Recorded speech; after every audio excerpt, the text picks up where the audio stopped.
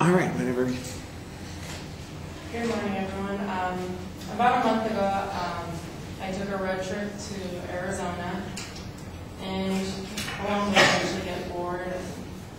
Usually billboards catch my attention, and all along the way to Arizona, I noticed that there were at least 20 advertisements for 1-800-LAP-BAND.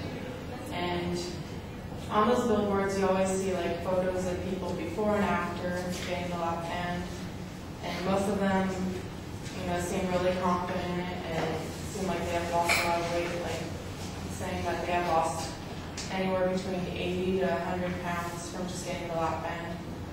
And what the lap band is, it's a band that's placed around your stomach, and it prevents you from overeating, and it basically forces you to eat less amount of food.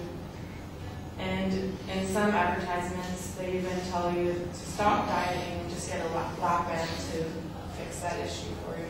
But what people don't know is that that you have to have specific qualifications to get a lap band, and it could be pretty costly to get one.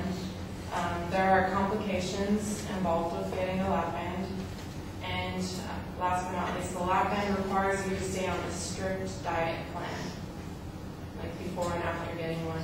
So I'm here to tell you about the qualifications, cost, complications, and diet plan, and further persuade you to avoid getting the lap band. Point number one is the qualifications and cost. You have to be at least 18 years old to get a lap band. You have to have a body mass index between at least 40 and 35 with a life-threatening disease. You must have had that high body mass index for at least 5 years. You're in general good health, and you need to make a serious decision to follow a strict diet plan before and after the procedure. Disqualifications for getting a lap band are ulcers, heart and lung disease, hypertension, cirrhosis, and pancreatitis. You're also disqualified if you're addicted to drug or alcohol, according to lapbandvip.com. And last but not least, the cost can be anywhere between $18,000 to $20,000 if it's not completely covered by insurance. The second point that I want to make is that there are effects and complications involved with it. Most people who have gotten a lap band have experienced vomiting, diarrhea, difficulty swallowing, constipation, band slippage, pouch dilation, and stomach obstruction. And in the worst case, the band can erode into your stomach. And in clinical studies on fitnovo.com, 88% of patients who have had a lap band have experienced complications, 25% of which had to get it removed. And I found an article on LA Times stating that since 2009, there have been at least 5 deaths caused, according to Stuart Pfeiffer. And the third point I want to make is that there's a strict diet and nutritional plan you must have before and after getting a lap band.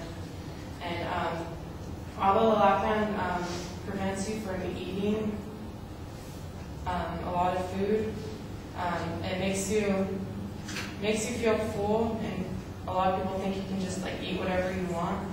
But there's a strict diet plan, and you must decrease sugar intake, high carb foods such as bread, pasta, and fats like butter, fatty meats, fried foods, whole milk products, soda, and alcoholic beverages. What you can eat is yogurt, cereal, eggs, and oatmeal for breakfast. And for dinner or lunch, you can have lean meat with veggies. And overeating or drinking too many liquids can result in throwing up. So in conclusion, it is healthier and safer to lose weight through exercise and healthy eating choices. You can definitely save a lot more money by just buying your own healthy foods and by getting a gym membership. So to save your friends and family from the costs, complications, risk, and excessive throwing up caused by a lap band, please tell them to overlook the serious risks of getting a lap band. Thank you.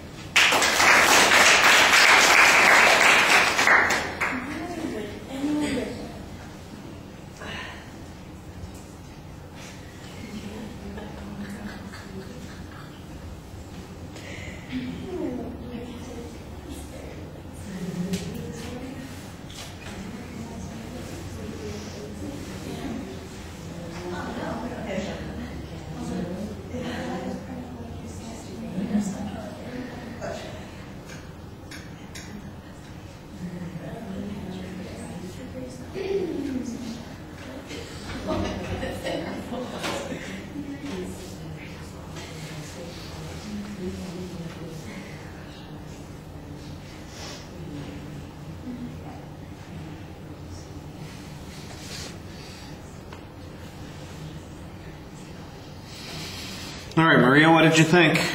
I like how she defined what the lap band is, described what the requirements they approved or disapproved for the procedure.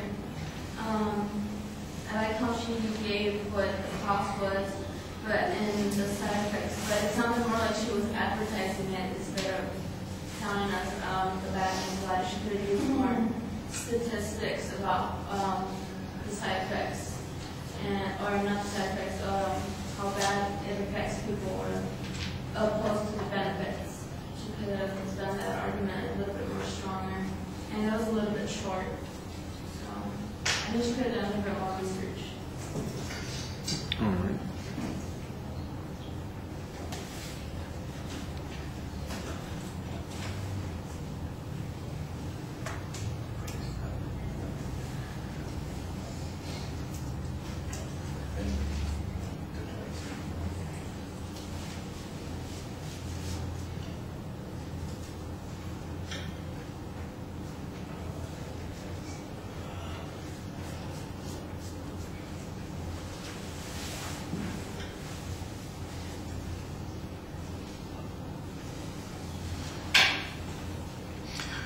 Right, I thought the opening was fine. I liked the way you talked about how you came upon the subject, and I thought that it led naturally to the subject. We know what the topic is.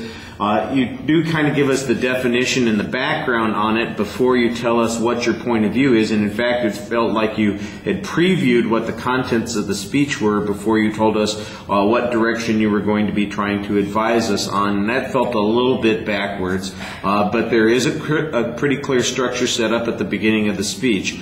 On the first point, I agree. The first point is all just informative information on the subject, and it's interesting, and it might be something that's a part of the presentation, but I'm not sure it should be its own separate point because it's mostly background information, and it doesn't really advance your claim that suggests that people should avoid the lap band. It just talks about what the criteria are for people being able to get the lap band. I thought that on the second point, you really started making the argument against getting the lap band by talking about what all of the complications are. I tell you, I think you've got a couple of good statistics here. I like the one that says that 88% of people who get this have some kind of complication, and 25% of them actually have to have the lap band removed. So that's a pretty strong statistic. Now here's where you need to follow up, or maybe even start with, and that would be some examples of people who've had problems with the lap band. There's got to be a world out there of people who've got stories to tell that would make it a lot more interesting and involving. So it's not just a number, but we've got a case here that people can relate to.